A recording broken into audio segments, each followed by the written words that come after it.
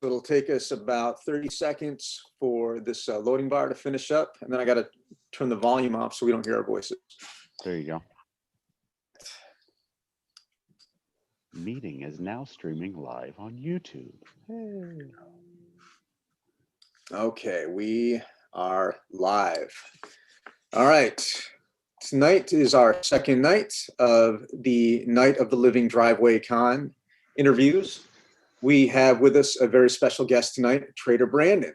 And before I try to tell you everything that he's done, I think maybe we'll bring him up and he can kind of explain himself better than I can. Brandon, thank you so much for joining us tonight. How you doing? You got it, Devin. How's it going? Doing okay. It's my favorite time of the year, and it's also the busiest time of the year. It's the best time of year. It is the best time of year. So my question to you is, how do you describe yourself? Storyteller, filmmaker, runner of a small empire? That seems to be the most recent. Yeah, all the above an option? I don't know. Sure. I think of myself as a nerdy monster movie loving kid like all of us. No difference there. That's just been very fortunate and very lucky in what he's been able to get paid to do for a living. I mean, you work at a Halloween company, so that's pretty great. It definitely can be. That's my favorite part of the job is, when we are trick-or-treating and all the costumes you work on all year long. That's when you see the kids, show up. That's awesome. That's awesome. I had somebody, not to jump ahead, but I had somebody message me the other day that said that they were putting together a Trader Brandon costume for Adventureland Day this whenever it happens again. So yeah, that's got to be cool. Yours on a much larger scale than my one guy, but still cool nonetheless. Well, you are no stranger to being an icon. I'm going to make a little bit of a leap here. This is already the best interview I've ever done, Devin. I just want to say. Excellent. So, so when I was picking out guests for this week of Night of the Living Driveway Con, this is our Halloween themed show that we're going to be doing. I had some filmmakers that, specialize in horror films, and then, some more like gothic, spooky music. And then, but you don't necessarily think of, Trader Brandon when you think of horror and Halloween, but you have got some serious creds when it comes to acting in what you've done in horror. I've killed a few people. So let's just put it that way. Let me jump to the second screen. Oh boy! I want you to tell me about this photograph right here. Oh yeah, that's the way you start a film. That's an opening shot if there ever was one. No, I'll tell you the story about this photo. This is literally the opening shot of Children of the Corn 4. We shot out in Texas. Gathering. Yes, part 4, The Gathering. Or as when we were filming it, Millennium's Child, it was called.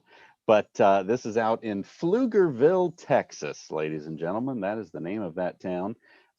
Karen Black on the other side of the camera. But if you'll notice, I hold my hand up. I've got the gash. There's blood dripping down, as it does. And then there's also blood dripping up, which is my fault. I was a young actor, and they had said, hey, put your hand out flat so that the blood, it kind of pools there. So when you raise it, it'll drip down. And it had started to drip down towards my finger. So that's why that has looked like that since, 1990? I thought it ran naturally because, you were walking with your hands by your side. True. So yeah, you don't know. The would have gone in both directions. So you don't know what that kid's up to. It's shady never kid. Occurred to me to pick that. But you are literally the opening shot when Children of the Corn 4. It's you and Karen Black sharing the scene. I was like, how amazing is that? And Karen's one of the best. I miss her dearly. She was an amazing actress, but amazing person. We used to ride to set together, and she would sing opera. Why not? She used to do, I have a lot of footage of it. She used to do sound effects. She would come in the makeup trailer and I would be in 8 hours of makeup throughout the course of the day. And she would come next to me and go, okay, what's this? And she'd do the sounds of crickets and it'd sound perfect. And she'd do the sound of I remember vividly her vomiting chicken was one of her favorites. And yeah, she was a wonderful, wonderful person. And I mean, that was a great set. We shot in Texas for a month and a half. It's why you like doing movies. We all stayed at the same hotel. We all went to dinner every night. I mean, it was, one big happy family. So yeah. And now, was that Naomi Watts? Was that her first film as well? it was, I think she'd done Tank Girl. Okay. I think Tank Girl was out at that point. But one of the first, which I read recently, she considers it her career low. But we all had a great time. There is no more fun you will ever have in films than making a horror movie. Yeah, no, it's cool. I mean, and if you guys have not seen this movie, it's actually pretty good. And Brandon is. It's not bad. Yeah, it's actually a good movie. Yeah, I mean, of the sequels of Children of the Corn, it's fun. It actually makes sense. And there's I think we're up to like 8 now, which is crazy. Yeah. But no, it makes sense, and it explains itself, and it's fun. That's awesome. So not only were you the main villain in Children of the Corn 4, you also got to play a young James Whale, the director of Frankenstein and Bride of Frankenstein, in Bill Condon films. So you were actually playing the young version of Ian McKellen. I was. That's if you can see them on there, my blue contact lenses to match Ian's eyes. But yeah, that was great, and that was I mean, talk about I shot for a day. I only worked for a day on it, but no greater film to be a part of than that one. I mean, it's an amazing film from beginning to end. So just to be involved with that is literally, and still, will always be an honor. We won an Oscar. We won tons of Best Picture awards at festivals and other shows. Ian won a ton of awards. Lynn and Brendan and everyone. It's a wonderful, wonderful film, and again, perfect time of year to sit back and watch it. Yeah, no, and this one I haven't seen since it first came out, so I definitely need, now that I am more familiar with you and know you as a buddy, I definitely need to go back and retract this one and check it out. It's a good one. It's a good movie. It really is, and definitely Brendan. I think aside from The Mummy, Brendan's best. Amazing dramatic performance from Brendan, and Ian is as amazing as he always is, and Lynn amazing as she always was, and it was great. The like I said, I was on that for a day, and funny thing was, as I was what was this, 15, 16 maybe, and if I do that math right in my head, I had a Blues Brothers t-shirt on that I wore to set that day just what I was wearing to go to film. And I didn't even know it until I was done filming, but our director of photography on Gods and Monsters was Stephen Katz, who was director of photography on the Blues Brothers. Oh, cool. And everybody thought I wore it on purpose, and I was like, no, I'm just wearing my shirt, no big deal. You seem to always be kind of in the right place at the right time. Right. But got to meet Brendan that day. He was there, and amazing guy, really nice guy. And I'm glad he's coming back and starting to work again, because he's the best. Yeah, no, he's been pretty cool on Doom Patrol from what I've seen. That's a good role for him. I haven't gotten to watch it yet. It said it was coming to HBO, and my HBO won't load it, and I'm anxious to watch it. But it's cool. Yeah, it was. Yeah, I'm a fan. The one funny thing I'll say about that is literally it was his last day of filming, and he had supposed to have been done long before I got there. So I was like, oh, I'm gonna miss him, because that was, Encino Man had been out. That was kind of at the peak of like George of the Jungle fame. So it's like, you knew who he was, but he was still there. So we were talking, and he showed me around the set, and we hung out for a little bit, and then somebody was like, aren't you supposed to be? I thought you were leaving. And I was like, oh, where are you going? He goes, oh, I'm going to Morocco tomorrow. I fly to Morocco. We're shooting this Mummy movie. Oh, cool. That's awesome. And and everybody's like, oh, have Yeah, that'll be a winner. Okay, yeah, a mummy movie in the '90s, whatever. But Yeah, yeah, so it cool. was kind of cool to One of the better movies. one day early of him becoming Rick O'Connell. So Wow, that's pretty neat. Now, was there any connection you had to Ian McKellen? Like, did you like Ian hang out with him?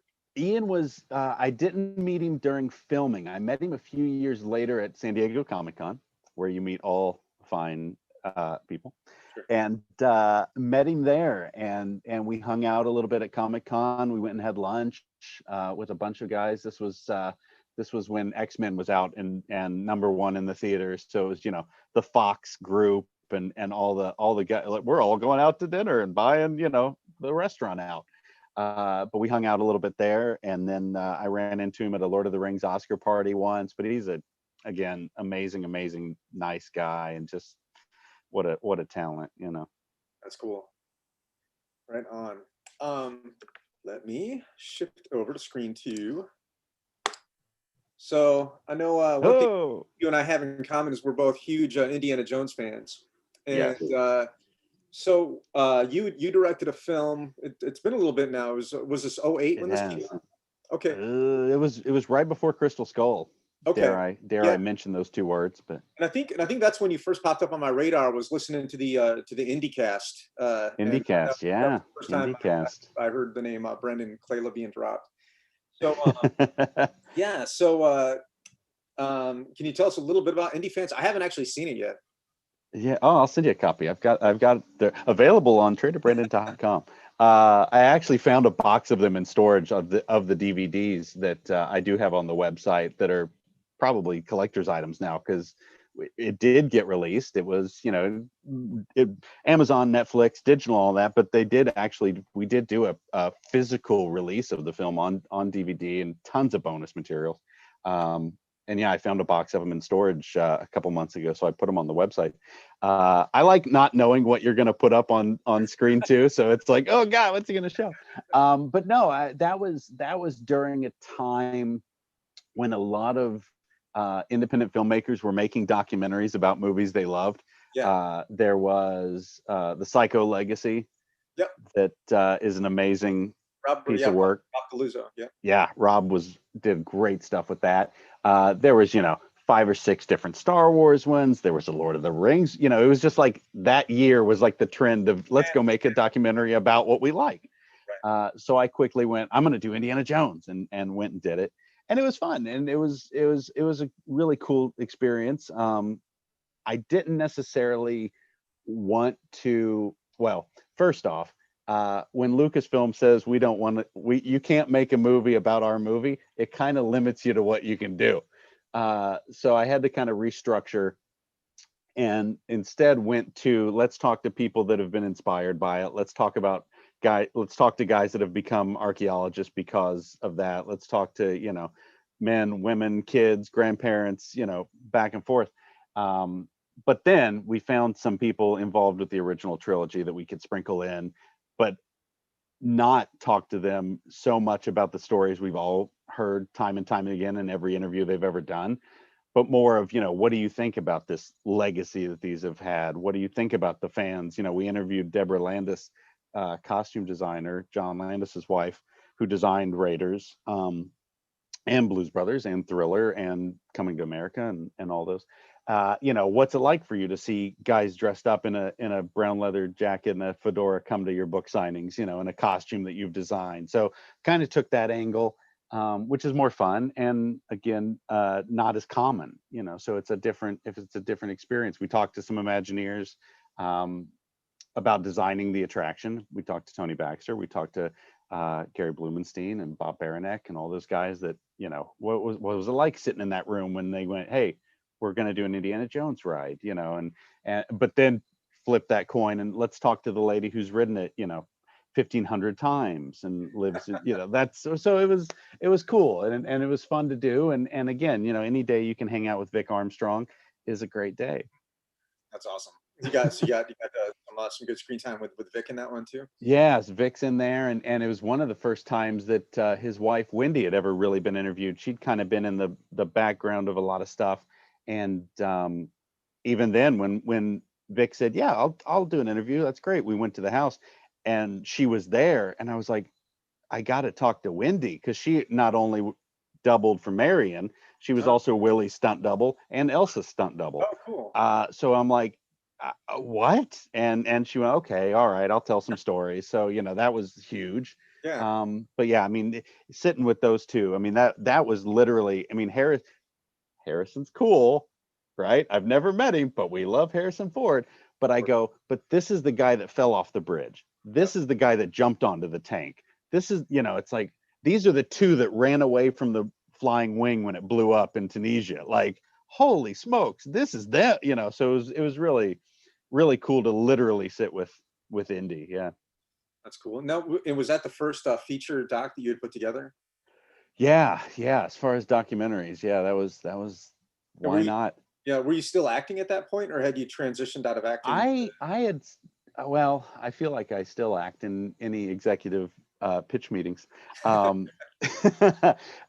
You hit a point as a child actor where you're too young to play an adult and too old to play a kid, so you don't work for like 5 or 6 years. So you got to find something else to do. So that was when I had done Gods and Monsters. I had done Free Enterprise with William Shatner. And then it kind of hit that wall. A fun movie. I've seen that one like a ton of times. That's a great movie. I still give Rob Burnett, the director, a hard time for cutting my dialogue. So I just stand there like a fool in that opening scene. But it's a fun movie to be a part of. And you mention it, people go, oh yeah, I've seen that one. Yeah, that's cool. So yeah, that was when I went, okay, well, what else am I going to do? So I started doing special effects. I started hanging out at the makeup shop that did my makeup in Children of the Corn, and learned how to do prosthetics, learned how to do fiberglass molds, learned how to do miniatures, started doing that, started editing, started writing, it was find something to keep you busy. So that's where all that kind of came out of. The music videos and the documentaries and all that stuff came from there. So did you ever get a degree, or did you just kind of stay in the industry, just kind of hanging out and learning the trade on the job? I'll tell you the truth. I went to film school. I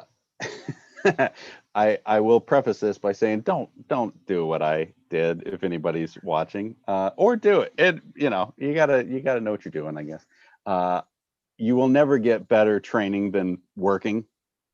You learn by trial by error, learn by jumping into the fire.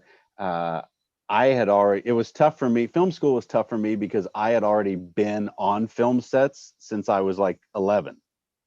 Mm-hmm. And when I was on those sets, when there were breaks, I would hang out with the camera guys. I would hang out with the lighting guys and go, what's that lens do? What's that light do? What's that flag for? What's that filter for? And always was learning that stuff. So it kind of set me up for failure at film school, because by the time I got there, I was like, well, let's do this. And they were like, calm down. And I'm like, but I know how to do that. I learned how to do that when I was 12. Let's do this now. Calm down. Yeah. So I dropped out of film school. The last assignment I turned in was a short film. And they said the parameters of the short film were, don't do anything complicated. Don't do anything period. Don't do anything black and white. Don't try to be, just make a short film, kids, So naturally, I went and I shot a 1930s black and white gangster fight scene. Nice. Silent film, and all took place in a bar that a guy walked in with a briefcase full of money, and we shot the place up. And at the end, the last shot is everybody's on the floor dead, and the money's just slowly falling from the sky from the briefcase getting shot up. And I dropped it off and I left. Good for you. Again, don't follow anybody watching this who wants to be a filmmaker. You don't have to do that. It's okay. I mean, I went to art school, and my biggest takeaway was the friends that I made and kind of the community that absolutely. And most of my best friends now are still friends that I had when I was 18, 19, 20 years old. Yeah. And and we're all living out on the West Coast doing different creative jobs now. And that was anytime anybody asks me about going to art school or film school, it's like, I think like there's so many resources out there now with especially now. Yeah, if you want to figure out how to do something, there's a website or there's a YouTube video for crying out loud. I mean, it's especially now, but all of that stuff and like you just said, it's the connections that make it work. I mean, I've got a project going on now that I got a text message of photos today from my guys that did my makeup in Children of the Corn. It's like I'm still still working with them. They ended up not to get ahead, but with Imagineering, I had them do stuff. They built stuff for me in Trader Sam's. Yeah. Actually, let's transition, like, because you went from child actor to you've done a couple documentaries, and then you became an Imagineer somehow. Like timing.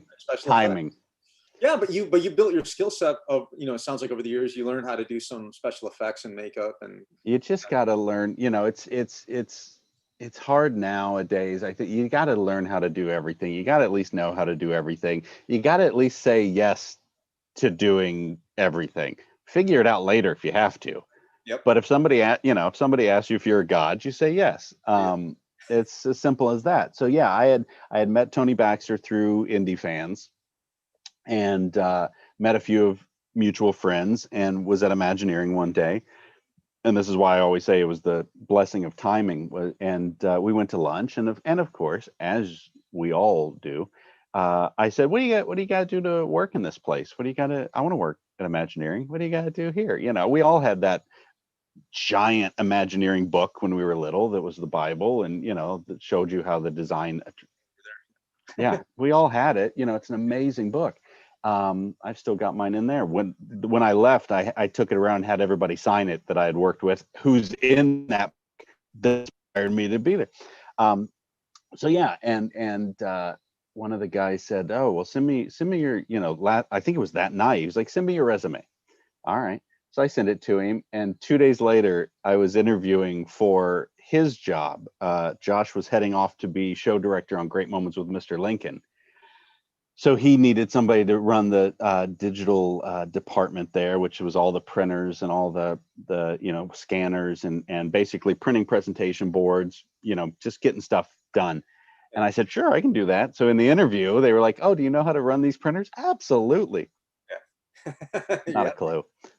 I could put the paper in it, maybe. That's about it. But I figured it, had it figured out in a week, no problem.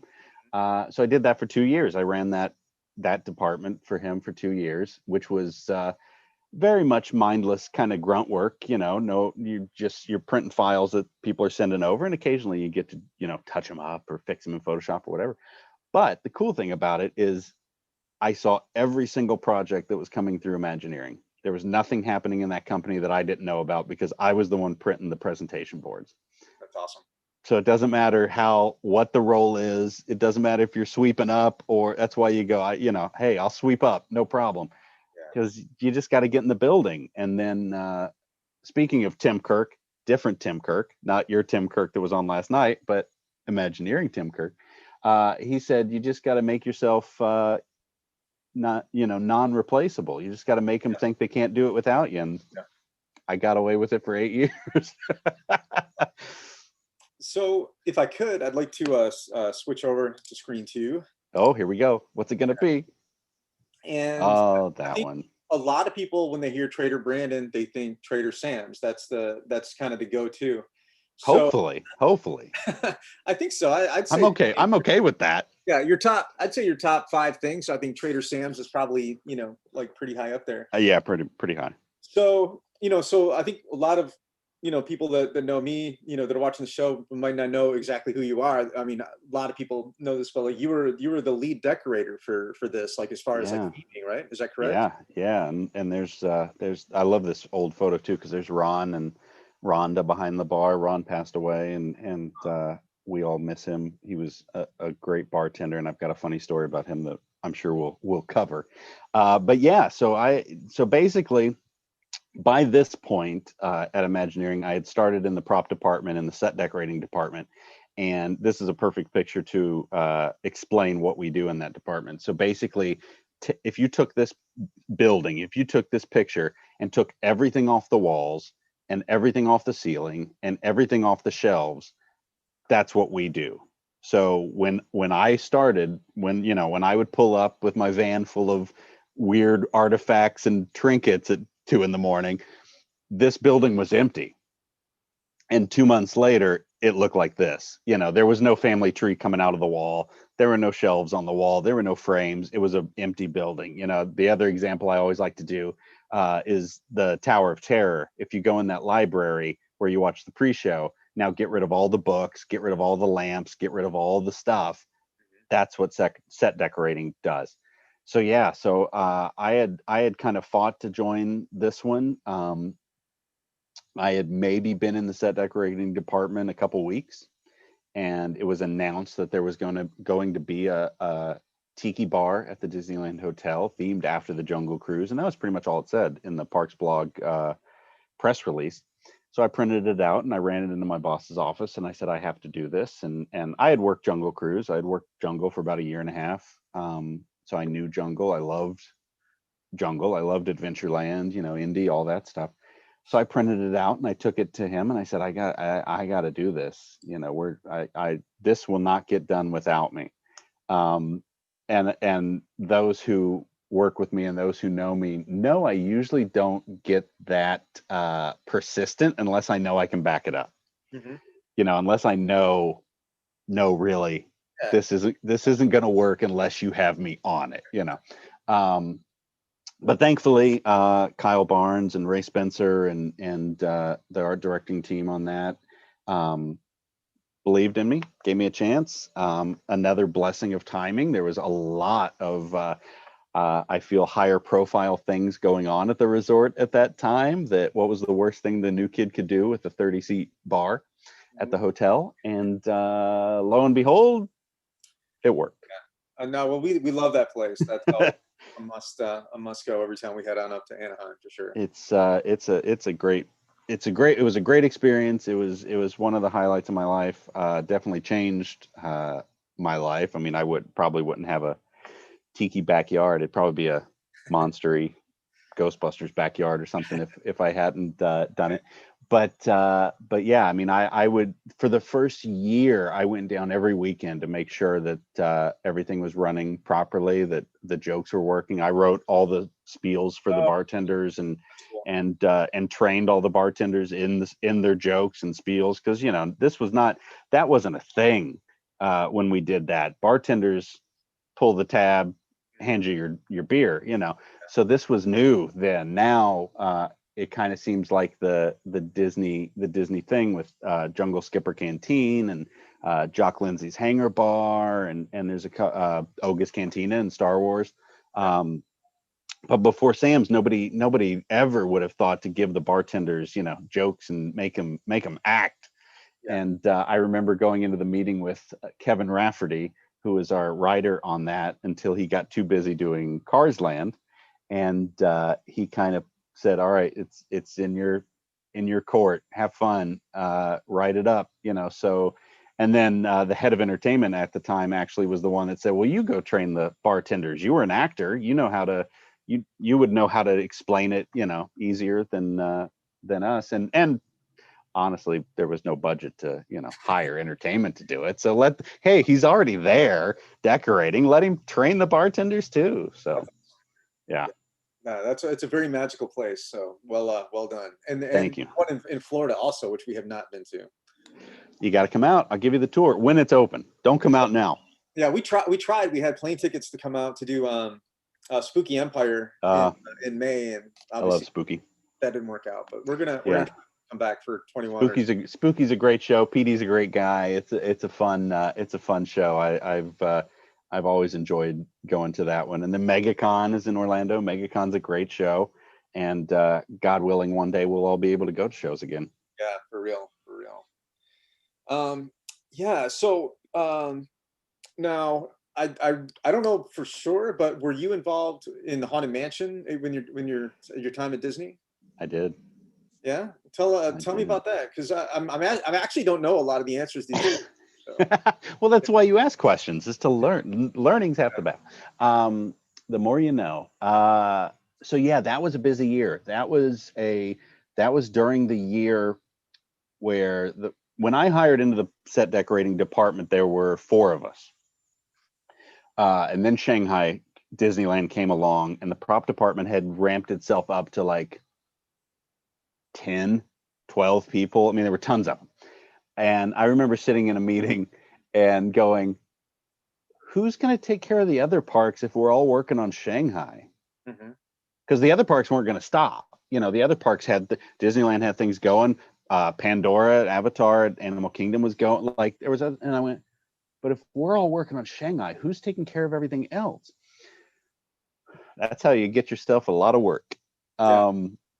So during the time when everyone was working on Shanghai, I was responsible for any props for the rest of the world.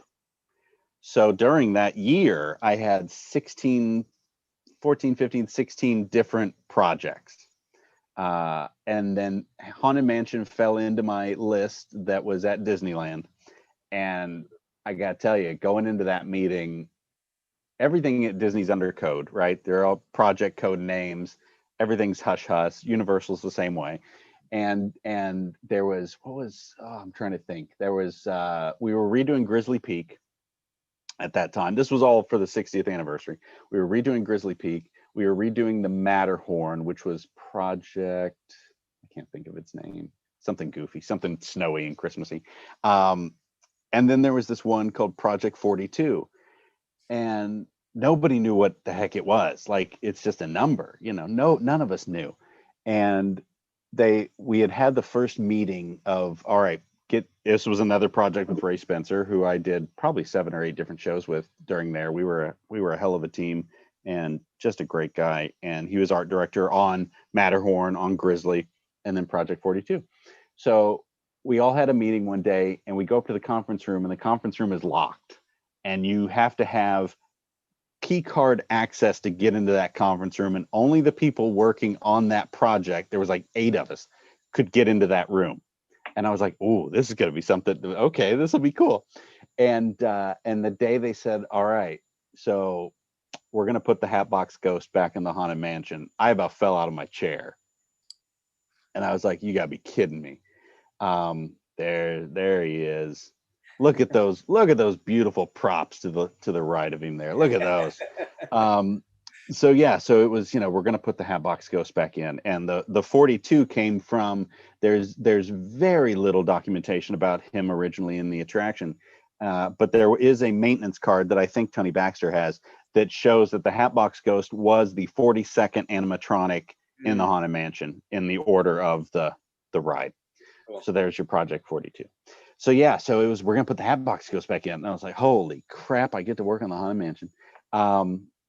So it was amazing. I mean, it was unbelievable. I spent many nights in the mansion by myself, which I do not recommend because it's actually terrifying.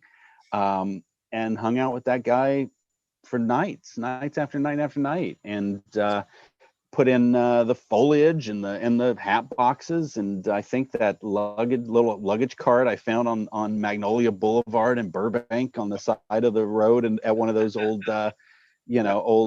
antique shops that pull stuff out.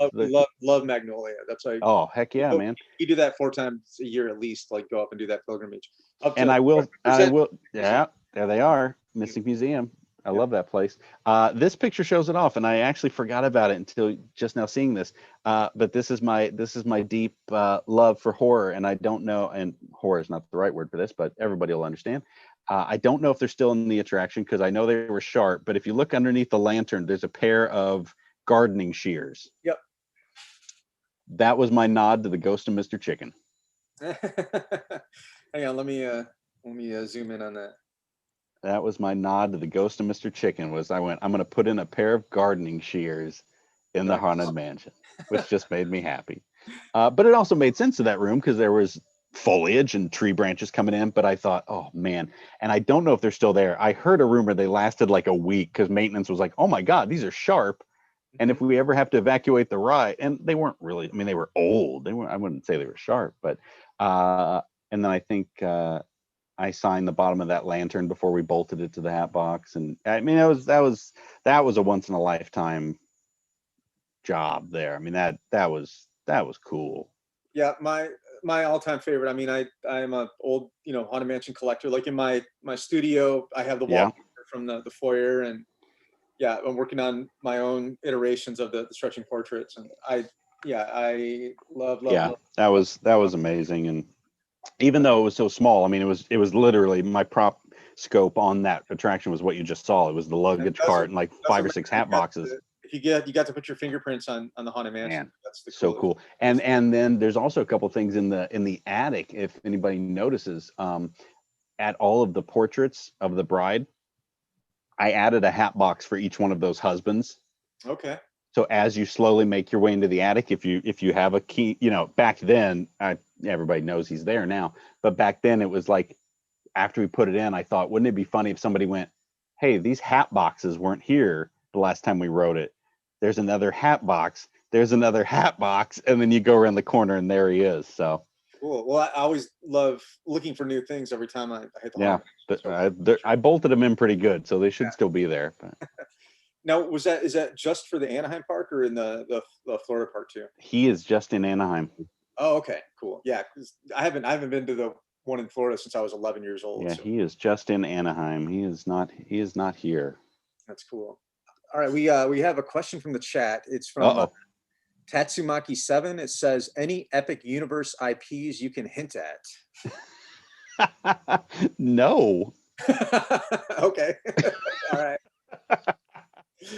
right. I'll hint. You can hint at what, Nintendo, because it was announced. That's about it. Okay. But A for effort. Good try. Thank you, Tatsumaki. So yeah, like in your tenure when you were a Disney Imagineer, what were some of the other attractions that you worked on? Oh man, I did. Let's see, Avatar. Okay. All of Pandora. I'm just going to throw things at you now and see how quick you have photos. So the foliage was actually all done by my current cohort in crime with me at Universal, Christine Barnes. Christine and I worked on Avatar together, and all of that foliage is her. Cool. Which is ridiculous. I mean, what an amazing job she did. And then after Avatar, I went to Universal, and about 2 weeks later, she came over, and we've been there together ever since. So yeah, Avatar is amazing. But my stuff, I'll throw this one at you. If you can find a picture of the lab in the queue for Flight of Passage, that was all my stuff. There's some props on the back of that little canoe that was in my scope, but that was about all I had in Na'vi River Journey. But yeah, Pandora, that was my last project at Imagineering, which was again wonderful project to be a part of. Iron Man experience in Hong Kong, all the props in the queue there were me. The Tokyo Jungle Cruise revamp, when they added the nighttime tours and the lighting and a lot of that, I did some touch-ups there, gave Trader Sam some new merchandise and a new rug to stand on and some new tribal masks to try to hawk on the side of the river. There we go. So yeah, so all of those little stuff in the foreground, all those little test tubes and books and little machinery and all that stuff was my stuff. Huge scope of work. We had so much stuff, and then that was an awesome project because everybody at Lightstorm was great. John Landau and Cameron and all of them were awesome. If I needed anything, I could go over to their headquarters and literally they would give me the prop from the film to take and make molds, to measure, to what. So they were awesome partners. I think for a while in Glendale, my office probably had a large majority of the film use props from Avatar, which was awesome. But yeah, that's and then there's tons of stuff in the there's a little desk in the center of that lab that's got tons of props, including something from Ghostbusters 2, but I won't say what it is. People have to message me on Instagram to see if they find it. Is it in this picture? It's not in that picture. It's in the other lab, or it's the same room, but there's a big circular desk in the middle of that room where there's like 4 or 5 different scientists that are working on experiments, and it's in there. That's cool. But yeah, I gotta have my fun. What else did we do? Matterhorn, the horde scene in Matterhorn in the middle where the ice crystals used to be. So the trashed bobsleds and the skyway buckets with the claw marks through them and all that. again was my buddies over at Soto Effects. They did my makeup at Throne of the Corn, built those, and the look on their face when I pulled in one day with a Matterhorn bobsled and I said, I want giant Yeti claw marks to down the side. Oh, okay, we can do it. But yeah, it's all about using your buddies and having connections. Yeah, that's so funny because like I wasn't sure how you were gonna like take Children of the Corn because that's such an old thing. I wasn't sure, like I don't want to talk about that. Like, come on, Devin. But I no, never get to talk about it. It's fun. But that's cool that was. I don't think such a. I was gonna say I don't think, and I'll set this up in fear that you're gonna throw up a picture that I'm gonna be like, oh God, there it is. I don't think there's anything that I've done that I'd be like, I don't want to talk about that. Yeah. Like I've been very fortunate. I've been very lucky in the stuff I've done, the people I've worked with. I don't think there's anything that I wouldn't be like, oh yeah, that wasn't fun. And mostly just because like I know you probably want to talk about recent things and like what's happening now. So it's cool to know that something that you did as a child that you like were able to save those connections and that became like a big launching point for what you ended up doing as an adult. That's cool. And I still try to keep in touch with people. I still every once in a blue moon I'll shoot Ian an email and say hi and it's just there's a line in Gods and Monsters that is the truest thing ever, is that making movies is the most wonderful thing in the world. It's working with friends and entertaining people, and that can be said for movies, that can be said for what we do in theme parks. It's we get paid to hang out with our buddies and make this stuff that you guys get to go enjoy, and that's nothing better than that. That's cool. Yeah, I mean that's one thing that I really like dig about what you do just as a human being. Kind of your life path is just it seems like you kind of just intuitively do what you want. You kind of just follow like what is the thing that's interesting you right now. Some people don't appreciate that in a corporate setting, but I understand what you're saying. I appreciate it, and it's I love that it's kind of like what you said. It's you always say yes and then you figure it out later, and I'm somebody that always kind of suffers from imposter syndrome, where it's like I don't think I've ever been qualified to do any job that I've been on board to do. But yeah, I mean, so you've done acting, you've done well film. to your point of just what you said, doing whatever I wanted. That was kind of what I did with Sam's originally. Is we had gone around and we went to Tiki T, we went to some of the Trader Vic's when it was down at the Staples Center, which was not a good bar by any means. They forgot the part about the tiki that you need in a Trader Vic's, but that's okay. That's why it's out of business. We had gone to these places, and eventually I went, I don't want to go to any more tiki bars. I want to do my own thing, but I also don't want people to, there was a lot of the tiki community was, I'm sure, scared out of their minds when Disney announced they were going to build a tiki bar. I mean, I think everybody's seen Hawaiian Holiday and thought, hey, it's going to be Mickey and Minnie and hula dresses. So I wanted to do our own thing, but the last thing I wanted was anybody to walk in and go, oh, this is like Tiki T. And with absolutely no offense to Tiki T whatsoever, I love that place. But we wanted it. We had to be our own, thing, and so I was just trying to decorate a place that I would want to hang out in, and put things in there that, well, I would like looking at that if I came in as a guest. I want to sit there and read the map that led Indiana Jones to the Temple of the Forbidden Eye. Yeah, that sounds great. So yeah, just doing whatever I want, just making it up as I go. Honestly, that's the trick. That's cool. So the most recent iteration of Brendan Clayla is Trader Brandon. Yeah. So when did you kind of become Trader Brandon?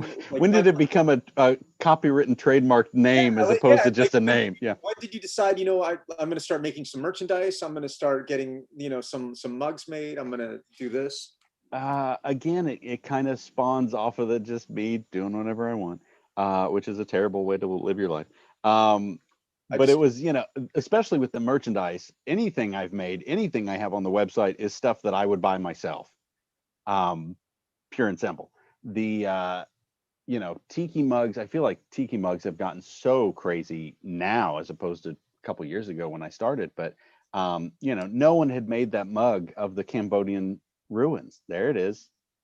And I look at that. That almost acted like I knew you were going to go to that photo. I can see it.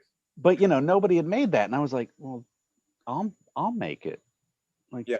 Okay, why you know, everybody wanted it. Everybody on every message board was like, this would be a great mug, and I was like, then let's make it. Yeah. Like I'm missing the point here. So yeah, that one came out. That's the green one that's long sold out and did really well, and everybody loves. We have a brown glaze that is still on the website. But yeah, you know, and then it was like I was sitting with another buddy who is a huge Jaws fan, and we were like, man, a tiki mug of the orca barrel would be hilarious. Like that'd be really funny. Why has nobody done that? That's an obvious tiki mug. Nobody's done it, you know. And we were like, okay, so let's do it. I want one. You don't have very cool you don't mug. have to show a picture. Those are long sold out. Don't. Yeah, I was looking for it. I couldn't find it. Yeah, those are long gone. You're gonna make people cry. You know, so it really just came down to that. So it was like the Temple of Doom mug, the Doom altar. I should have brought one of those out, especially since it has a lighting feature. That was, well, God, that'd be a cool mug, you know. And again, it's just stuff that I would buy.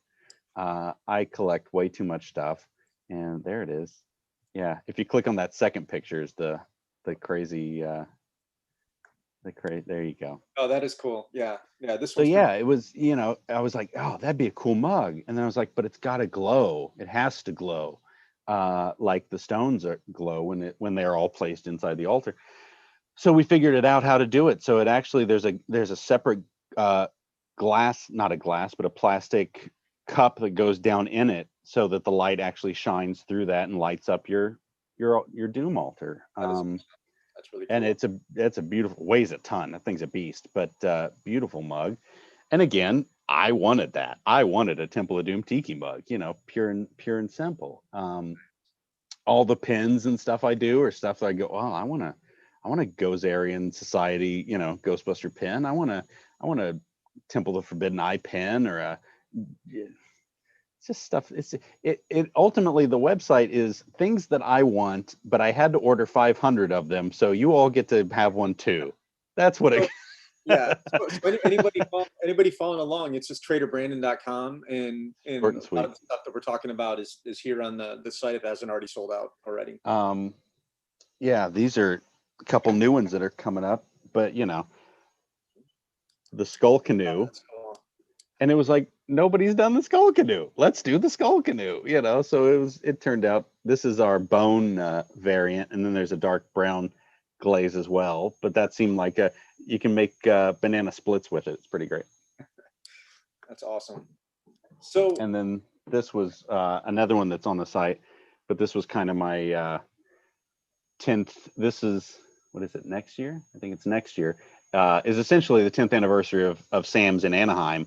But really, if we want to get, you know, dorky about it, it's the 10th anniversary of Trader Brandon. Well, however you want to look at it. So this was the tribute to that of Sam's, is the old mask, and then it's carved to look like it's made out of wood, and you know, is a shrine, is a tribute to Sam, carved by his buddies and everything. So it's awesome. They're on the website. Very cool. And I want to talk to you about your comic books. Yeah. So you know, like, you know, once again, the idea of Trader Brandon as an icon now, it's like you kind of transcended this body, and now you're in the 4-color pages here. So let me pull this photo. I was gonna say, I've got some here too. If you let's see. All right. So here is hey, there they are. Look at that wall. Look at that wallpaper, folks. Look at that. So yeah, I've shamefully I've only read the first 2 issues so far, and but it's pretty great. It's a I'll have to send you the final 2. You've got the 3 there, but I have the first 4. So I have okay. over here. So yeah, I definitely need issue 5. Yeah, but issue 5 arrives and starts shipping tomorrow, ladies and gentlemen. But okay. And now and so where are the spots people can get the comic book? On the website. Everything's on the website. So yeah, just traderbrandon.com. The comic has been fun. The comic has been a crazy trip. Every once in a while, I like to do something that scares me or makes me nervous or that I've never done or all the above. And a comic fit into that really well. I'd never done a comic, didn't know how to do a comic, and thought, what the heck, let's give it a shot. And thankfully, very thankfully, if you want to find some silver lining in quarantine and all of this chaos and horribleness that we've all been dealing with, is a lot of people have a lot of free time. So I had free time to write it is one thing, but I was extremely fortunate to get Dan Showing to illustrate it. And if that name sounds familiar to anyone watching, Dan has been the illustrator for IDW's Ghostbusters comics for the last like 10, 12 years.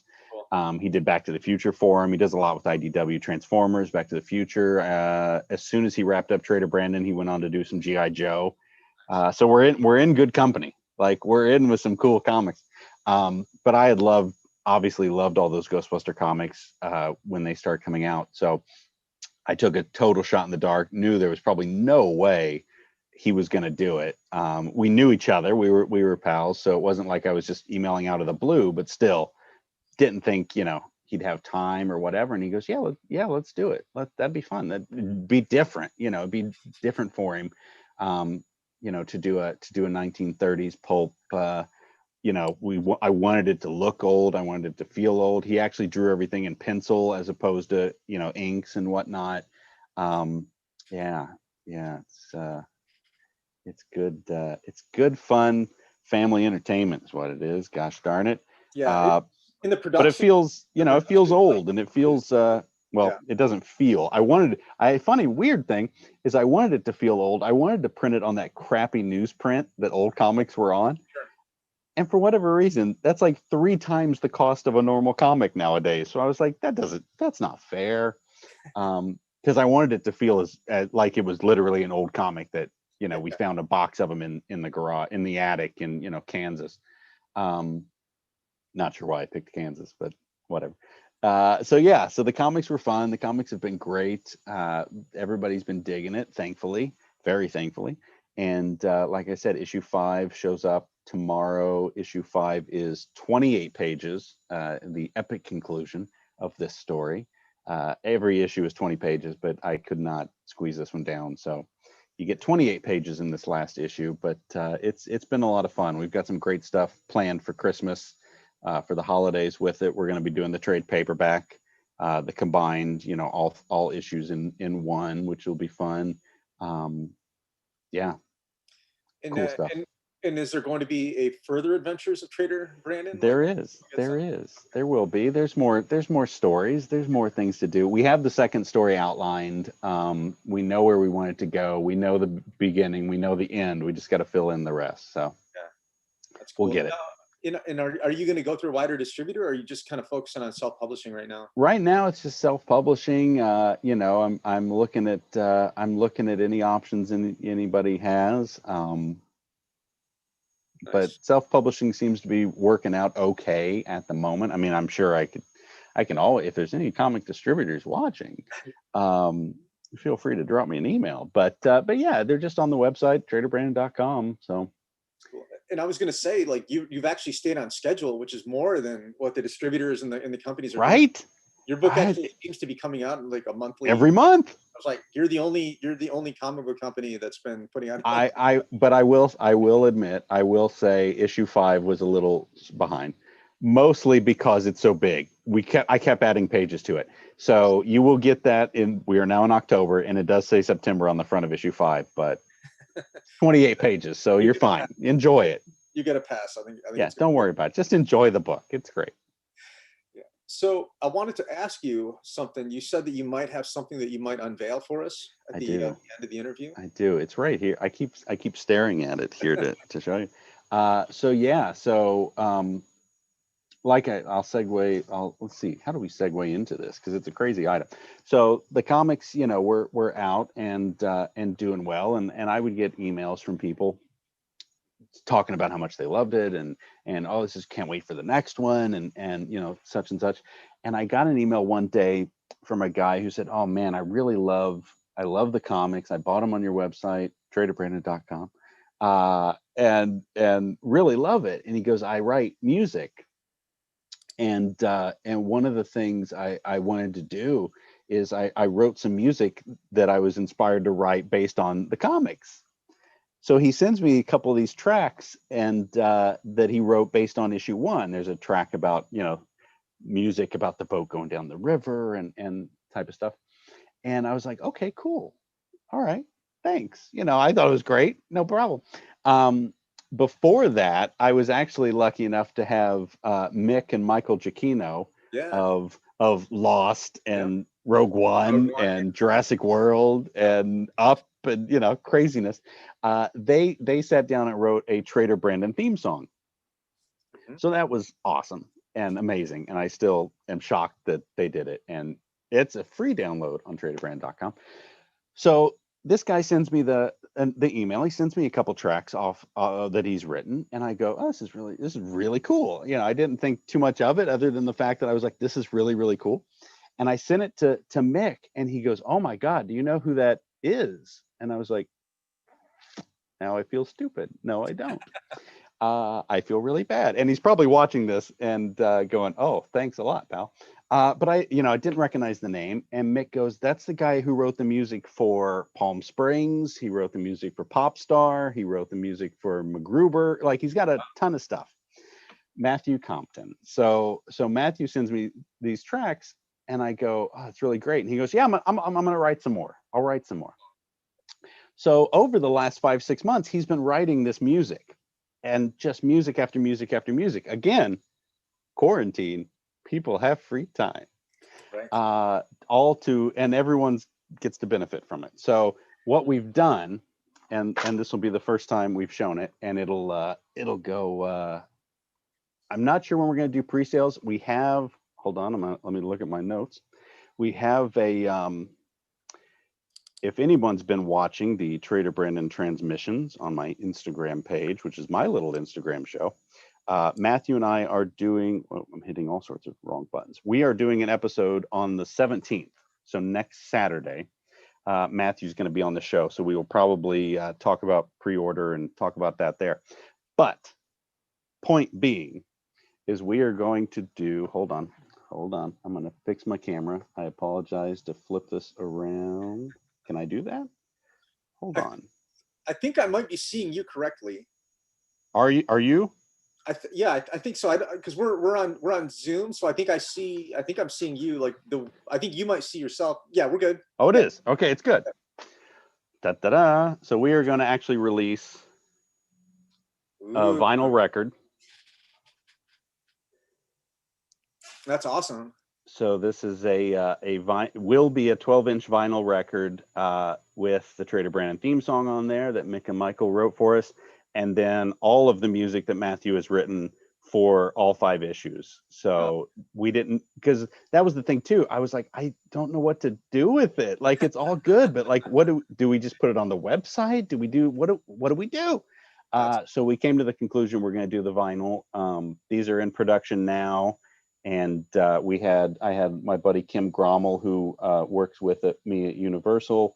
He did the art, which was all hand painted, unique for the album, and it's great. You'll get a digital download of the album as well. There'll be a card inside it, but there you go. There's your big announcement that nobody's known about yet. Driveway Con exclusive. Dun dun dun. You can't have a con without announcing something big and cool. Yeah, well, thank you for that. That is pretty sweet. Yeah. No, I saw the advertisement. I think, yeah. So there's, okay. Oh yeah. So this was just for the. That's just for the single, for the theme song. Okay, cool. Yeah. And then that was the thing. We were going to unveil the album on the episode with Matthew on the 17th. But then I realized I had done a full page. There'll be a full page ad for the album in issue 5, which ships tomorrow. So people will see it before the 17th. So I was like, we're doing it tonight. We're gonna drop the news on Driveway Con here. Awesome. And yeah, it looks like Matthew's in the chat. So there he is. Right on. So yeah, there is the man. thank you. Yeah, we're looking The forward to man that. of the hour. And wait till you guys hear it. It's amazing. It's exotica. There's classic tiki exotica type stuff in it. There is scary drum Temple of Doom type stuff in it. I mean, it's Yeah. if you've read the comic, it is the music that goes with the comic. So on those nice, refreshing, relaxing trips down the jungle, you get a little exotica. But when we're doing crazy things, you're going to get crazy music. So I'm pumped for everybody to hear it. Matthew's been killing it. And I'm not just saying that because now I know he's watching. So No, that's exciting. That is really, really cool. Is there anything else coming up that like any special events or anything that you want to talk about? I wish. I wish we could do special events. I mean, not No, that this isn't enough. I mean, you got a lot of cool stuff in the pipeline coming. we got a lot going on. And I But know no, I mean, you and we've Tiki got the Tony do album. a lot of stuff together too. So I know you and Tony have been working on some new stuff like Yeah, clothing. we have this is our I talked him into doing a Universal Monsters Cool. shirt, which I was very happy because we put Fritz on here and we put Maleva on here, which are two of my favorite B characters. But these are on traderbrand.com. Someone tagged me in a photo today of she had bought the dress and was wearing it today. So on Twitter, she tagged me on that. But yeah, we're always doing something to cause trouble, to wreak havoc. But yeah, we got the album coming. Issue 5 ships tomorrow. We've got the trade paperback coming. I want to do probably, if we're talking special event, I'll probably end up doing some sort of virtual signing or something for the trade paperback if anybody's interested in that. You live in Florida, so I mean, are all the comic book shops open or like what's going on? I think they are, but I don't know. I haven't left the house in like 200 some days. So I mean, that's not even a joke. I leave to go to the grocery. Right. I have left twice to go to the car dealer. Once was to get new tires. Once was to get a new battery because I do not leave the house when my battery died. And that's really about it. Yeah, I mean, I don't. It's amazing the times I do go out and just like go to the grocery and I'll go, when did that building get here? Because I haven't left the house. Right. So it is. Thankfully, we have technology like this. Thankfully, we do have this. Yeah. And but I was going to ask you what do you have planned for Halloween? Like, how are you guys going to celebrate? Are you going to watch some movies or? Halloween's big at my house. We this year will be interesting. This year will be interesting. For the last 5 years, 6 years, 5 years, I always do a big walkthrough in the driveway. I always go out there a couple days before, get all the wood out, get all the 4x4s and the black tarp and put something together. Last year we did a Beetlejuice walkthrough. We've done a Harry Potter walkthrough. We've done the year before we did the Mummy, which was really, really amazing, really, really cool. That was probably our best one, but my God, that was a lot of work because I literally had carved foam walls, heavily propped, lanterns everywhere. I mean, it was great. But we usually get about 500 kids. Nice. We usually air the house with the line down the block and the full queue setup. This year will be interesting. I am not doing the haunted house just for the sake of safety and that's plenty.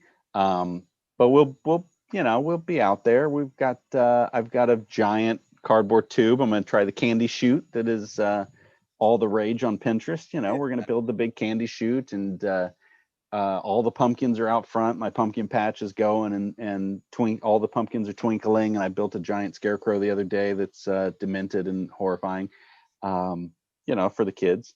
And we'll see what this year. I'm bummed. I'm crushed. I'm saddened that nobody wanted to wear masks this year, and we are still dealing with all of this because this Halloween was going to be amazing. It is a Saturday night.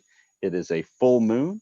It is an extra hour of darkness thanks to daylight savings, and I don't get to do my big show, so I'm crushed. This was the year this is what we've been training for, and we had big plans this year, but we'll be all right. We'll still get some screams. Yeah, that's cool. Well, yeah, I'm send us some pictures of the candy shoe when you get all that stuff. Yeah, and I'll tag you in a couple. I'll tag in some scarecrow photos here and once we whenever we end. Yeah, I've been trying to figure it out. Like if I want to do some kind of like really long, arms that can drop, candy from like That'd be fun. feet away. So yeah, that'd be fun. We're gonna do. Yeah, it's interesting. I mean, I like working with boundaries and challenges, but this is different. This is Right. It's one thing when it's, well, you don't have a lot of money, you got a budget issue as opposed to health. Right. That's a whole different ball game there. No doubt.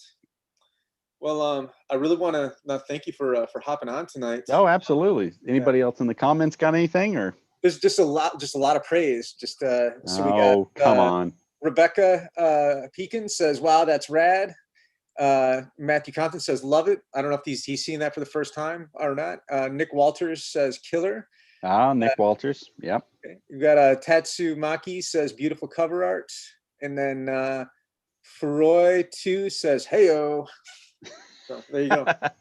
Yeah, the cover art's awesome. Like I said, Kim Grommel did it for us, and Kim's an amazing artist. He's got a bunch of stuff in Disney galleries. He does some stuff for Acme. I think he does stuff for Acme. A lot of Star Wars stuff, but he's actually was one of the lead designers for Halloween Horror Nights for years. So it's cool to get him to do something like this, and yeah, he nailed it. It's that is bitchin'. I mean, it does look like it came right out of the '60s. Yeah, pretty cool. Yeah, and for it to be actually hand painted as opposed to Photoshop and everything else, it just makes it even cooler. But it's pretty great. Oh, and when we do eventually go pre-sale, if everybody goes online and adds go to Trader Brandon, put your name in the mailing list, or follow me on Instagram, you'll know. But when we do start the pre-sales, the first I want to say it's the first 200 are going to get a free. I feel like I'm selling steak knives. A free Trader Brandon slip mat for your record player. Oh, that's cool. And why not? And how many records for the first pressing did you say? We're doing 500. They are limited, and I'm glad you brought that up because I forgot to mention that. They're all hand numbered on the back too. They're all numbered. They're all limited, and yeah, it's going to be 500 of them. Yeah. And what day do they go on sale for pre-sale? I will probably say, if I was a gambling man, I'm going to say we'll start the pre-sales on the 17th when we do our transmission with Matthew. Okay, cool. Well, which will be really cool. Yeah, it'll be cool, and I have a feeling it'll go fast just once he tweets it out, and once little old Michael Giacchino tweets it out to all of his followers that I'm sure this will be the rarest of his vinyls. Oh, but sure. I'm expecting they'll go pretty quick, but they're great. I can't wait. I'm thrilled and pumped that we chose to do it like this as opposed to just throwing it on the website or whatever. This is the right way to do it, and it's going to be awesome. And did you give your Instagram handle where you do your show? It is just at Trader Brandon. I don't think. Let me confirm. Let me look at my notes. Trader_Brandon. There you go. And yeah, we do these little things called the Trader Brandon transmissions. You did one with me. Right. We had you on, and we just talk. And it started as a fun way to pass the time during quarantine and kind of give people a little bit of escapism and distraction.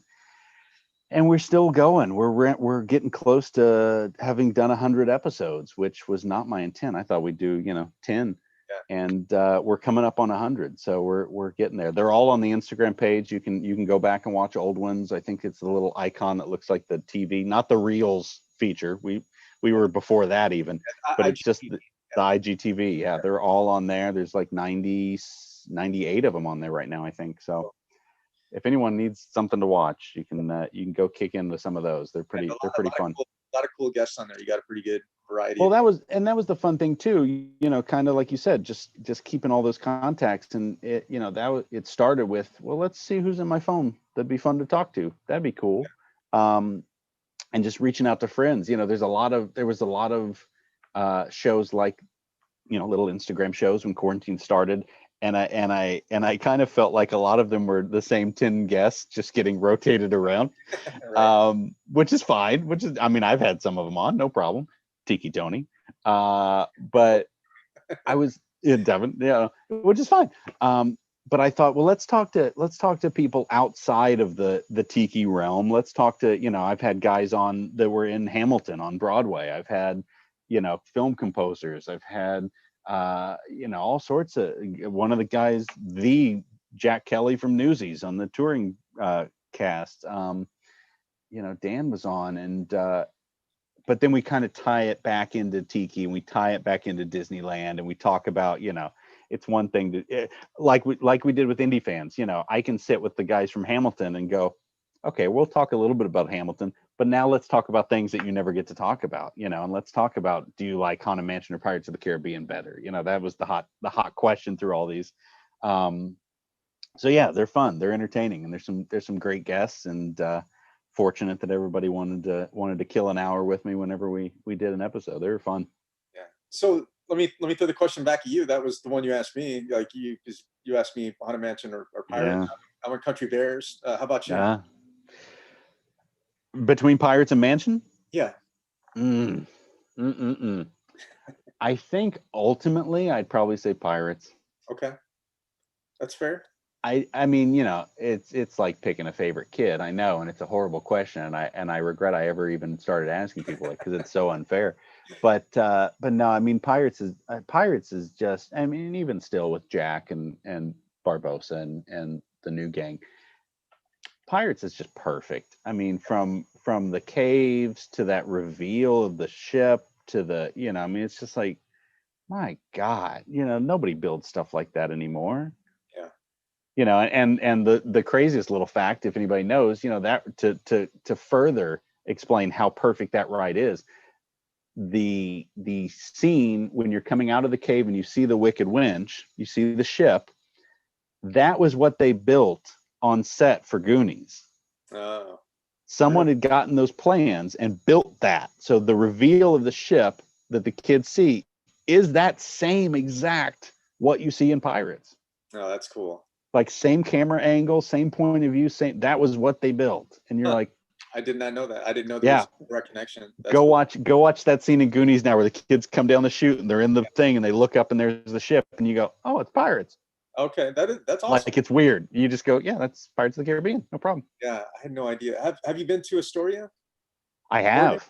Okay, cool. I have. Brandon at Geeky Tiki and I made that tour, that trek one year when we were at TikiCon, and I think it was the first year we were at TikiCon, and we didn't get on the home bar tour. Okay. There was no room for us, so we were like, well, what do you want to do today? And it was like, well, let's drive to Astoria. Yeah. I don't recommend it. It is freaking far from Portland. But I mean, it's an hour and a half drive. Oh, it's longer than that. It was the whole day. No, I lived in Portland for 14 years. It's an hour and a half. I've been there like hundreds of times. Then holy hell, did we go the longest way we could find? Because let me tell you.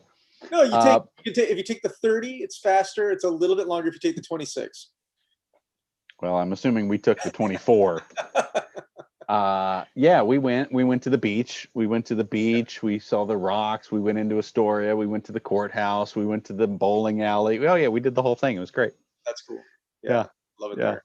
It's great. It's a great town. And of course our dear friends that Monk Tiki that makes all my monks are right there in Astoria. Yeah, they're the best. Yeah, Monk Tiki's awesome. Yeah, they're awesome. I'm thrilled we get to do so much cool stuff together. That's cool. Well, I just want to say, anybody following along, check out drivewaycon.com. Absolutely. The actual event is happening Saturday and Sunday. We're going to have some exclusives on the website for anybody following along. We're also doing every night this week at 6 p.m. Pacific on my YouTube channels. We're having a different guest on every night. So tomorrow we have Twin Tribes. And I just want to say thank you again, Brandon, so much for joining us and giving us your time. Absolutely. Happy to do it. All right. Anything else we didn't cover before we sign off? And in case anybody's got questions in the comments, I'm here for them. So hey, it's up to them.